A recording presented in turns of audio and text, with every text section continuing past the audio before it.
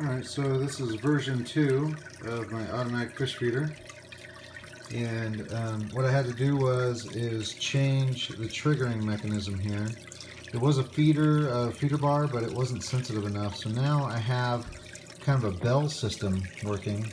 I have a silver weight. I found out that they like aluminum foil, so I got a silver weight down there, aluminum weight, onto a copper wire, which was right down here. So now that wire runs up and runs through this bell housing.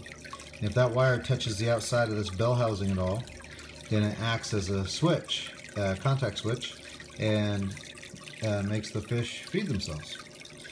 And so when that green light is on, that's telling the fish that they could hit this weight and it will send down food.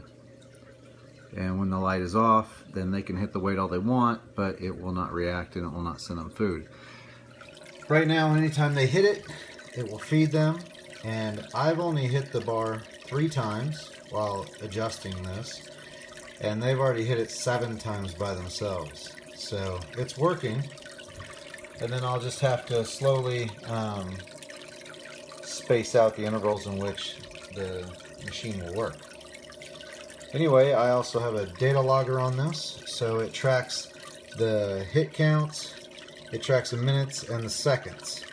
And so what that does for me is when I pull the SD card from the data logger in the back, it'll tell me exactly when each hit was done, and then I can figure out if they're getting used to it, if they're getting better at it, if they're hitting it more often or whatnot, see if what kind of learning curve they have.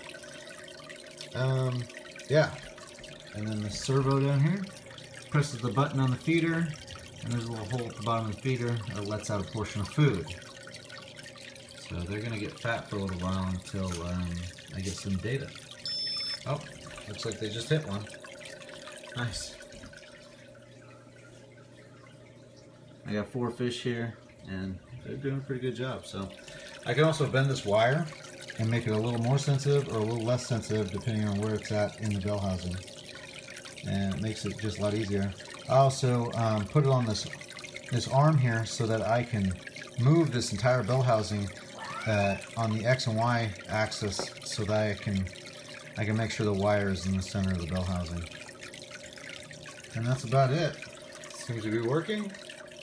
So I'll post again next month and see what I have.